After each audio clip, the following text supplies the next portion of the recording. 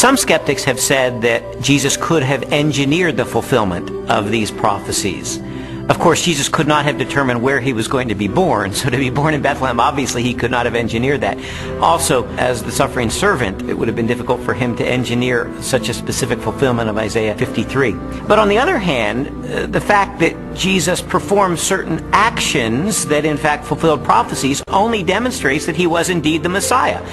Anyone who enters Jerusalem riding on a donkey in obvious fulfillment of Zechariah 9:9 is saying, yes, I am the Messiah.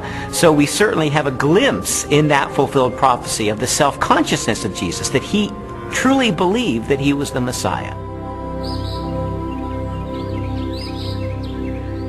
Scholars have determined that Jesus fulfilled at least 4 major prophecies, each written a minimum of 3 centuries before his birth. Their content ranged from specific details about his life to the symbolic implications of his death. Psalm 22 gives a poetic picture by David, written in the first person, of what the Messiah will be like in his suffering. And one of the things he says is that they will pierce my hands and my feet. Now, David wrote before crucifixion was known, probably by about 300 years.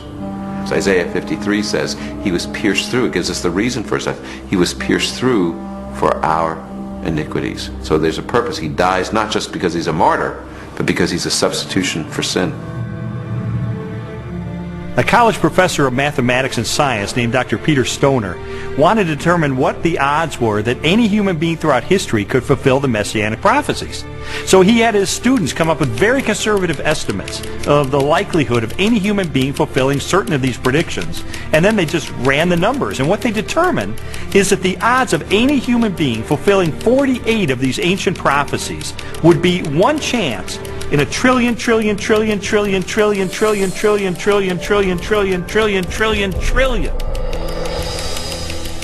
It is mathematically virtually impossible.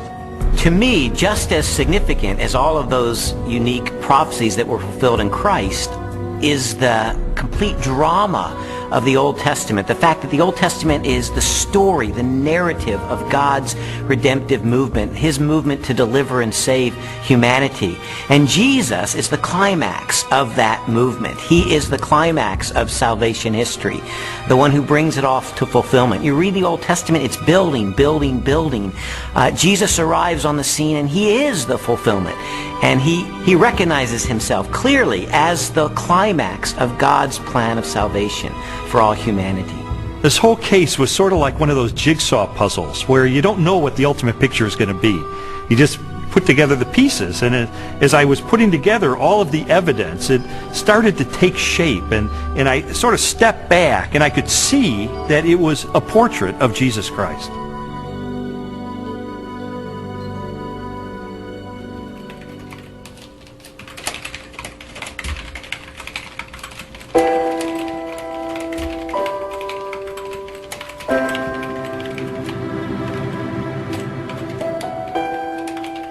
This was not just an intellectual journey. There was a very real emotional component to this, because I would find things along the way that would challenge me and my worldview on a very deep level. And I would recoil from it, and I wouldn't want to believe it. And there were so many reasons why I didn't want there to be a God, because I did not want to be held accountable for my life. I didn't know at the time why Lee was so angry. I thought it was just being stubborn. He says, after coming through it, that it was conviction. It seemed that the more Leslie's values were changing and her character was being transformed and the way she related to me and the children was changing, it would highlight the contrast with my life. I was feeling fearful and angry as well that he was being affected by it in the way that he was. The truth is, I felt like I was losing Leslie. She was being pulled away from me into this Christian subculture. I didn't fit in there. I'm the atheist. I'm the skeptic. And yet I felt like she was being pulled away, and I loved her. I didn't want to lose her.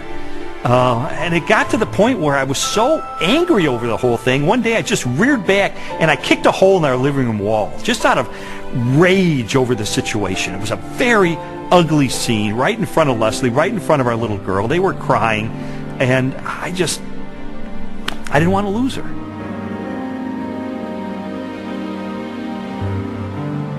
Jesus' body was never found, and so and they predicted it. Well, he talked about it, and it was predicted, and it happened. I mean, it's this easy. It's as simple as that. We just tend to complicate it, man. No, not physically, not his physical body. So when they came the following morning and rolled back the great stone in front of the tomb, and he wasn't there. No, it must have been dark in that. I don't know. They must have missed him. No, I don't think physically a physical body can rise.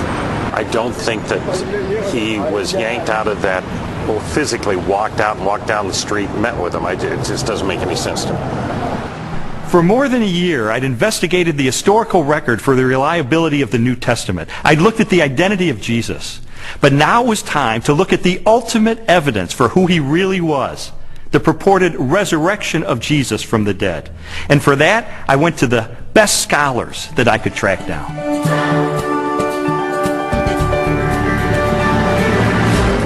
William Lane Craig, Biola University. Gary Habermas, Liberty University.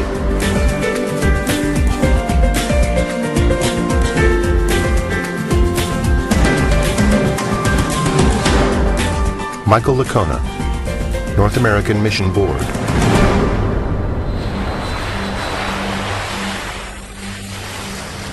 You see, while Jesus was on earth, he made some really radical claims. He claimed to be the uniquely divine servant of God, and he claimed that the only way that we could get to God would be through him.